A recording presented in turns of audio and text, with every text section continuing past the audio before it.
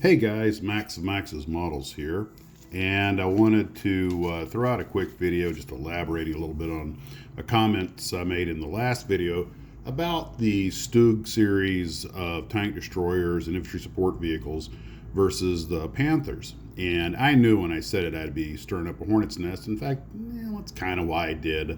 Wanted to get all the armor guys interested. I know it's a favorite topic for a lot of people.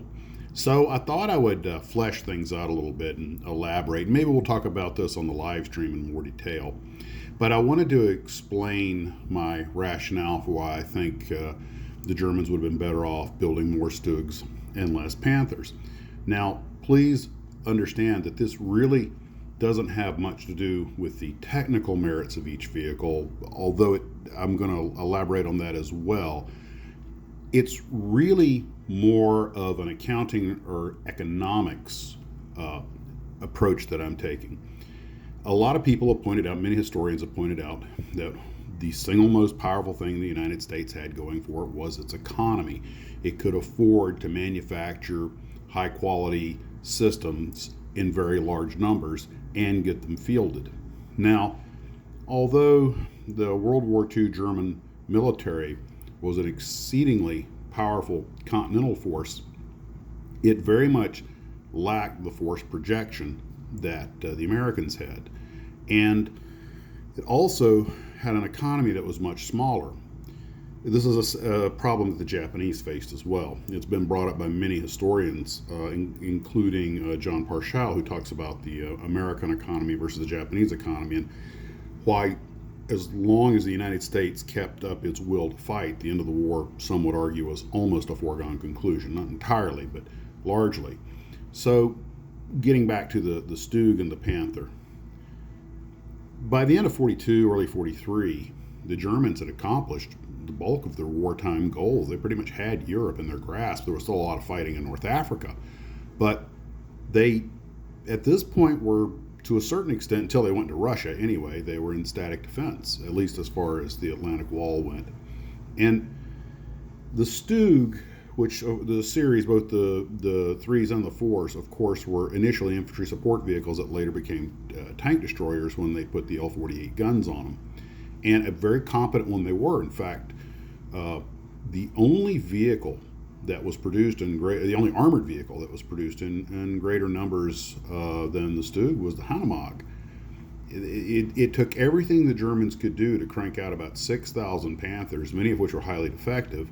Yet they made, if you include all the variants of the 3 and the 4, they made about 13 or 14,000 Stugs of all types. And they made them at somewhere in the vicinity of half the price of the Panthers. From what I could glean, the Stug 3 cost about 80,000 Reichsmarks to make versus almost 150,000 for a Panther. And that's about 30,000 US versus about 60,000 US or 55,000 US dollars. So just from a purely economic standpoint, they could have cranked the Stugs out. They were much easier to build. They could have cranked them out faster and cheaper and still gotten a completely adequate gun to the battlefield. And since they were fighting largely defensive, especially once the Russians turned the tide on them, then they would have had a reliable, flexible, defensive weapon system. Don't forget, the Stug concept lasted long after the war. Not only were Stugs used by quite a few armies after the war, even some Panthers were, but also the concept stayed around for a long time. The Swedish S-tank is, I know it's classified as a tank. As far as I'm concerned, it's actually a tank destroyer. It looks like the modern iteration of the Stug. So what I'm driving at is that the German love affair with gigantic, capable machines that were very expensive and hard to produce and maintain came back to bite them when they had a very viable platform. Now, yes, I know, if you put a working Panther and a working Stug out on the battlefield together, the Panther's pretty much going to win almost every time. It is still a conventional tank. And when everything was working, a pretty good one. But here's where people get a little confused. Of course, we know the early Panthers were very trouble-plagued. Now, I'm not dealing in what ifs, I'm dealing in the reality. The tank needed more development. Had they built more Stugs and Panzer IVs, for much less money, they might have been able to hold out longer, because even though each tank might have been a little bit less capable, they would have had more of them, and the reliability would have kept a higher percentage of them in the field. As Nick Moran, the chieftain, points out from time to time, it doesn't matter how good your tank is if you can't get it to the battlefield. Of course, we all know the trouble-plagued Tiger 1s and Tiger 2s. One could make the argument that they were, although the Tiger 1 was supposed to be a breakthrough tank and it wound up getting used as a general tank, which was not what it was designed for, that's the way militaries operate. The Stugs had a lot of flexibility. They mounted all kinds of guns on them, all the way up to a 105. That was the STUH, I believe. But what I'm driving at is that given the size of the German economy and its limited manufacturing capacity, they could have put more warfighting hurt on the battlefield and perhaps helped stave off defeat longer if they were going to lose. I mean, I'm pretty sure that was going to happen either way.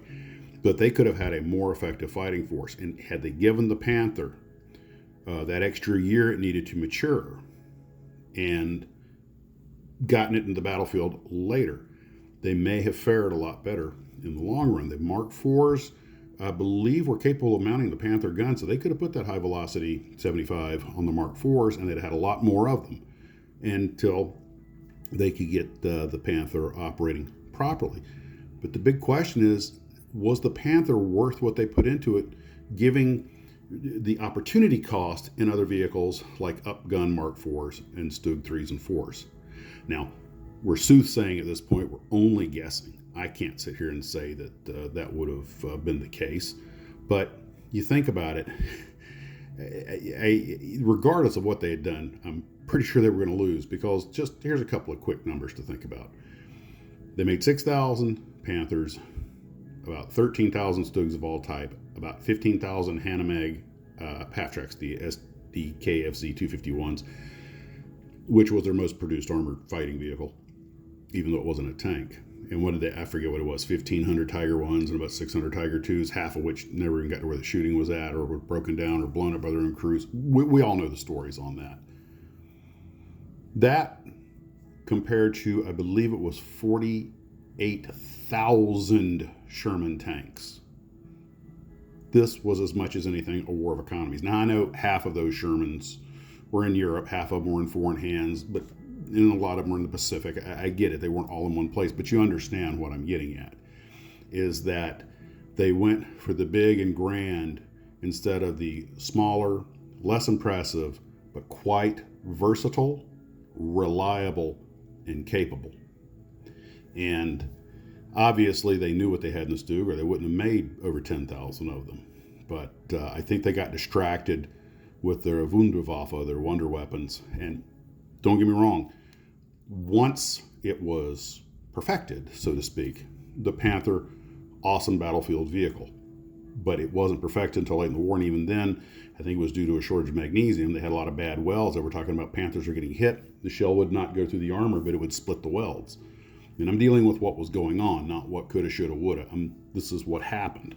And this is why I think, personally, they would have had a more capable armor force with good, smaller, more reliable vehicles. And that's primarily upgun Mark IVs and more Stugs. That's it.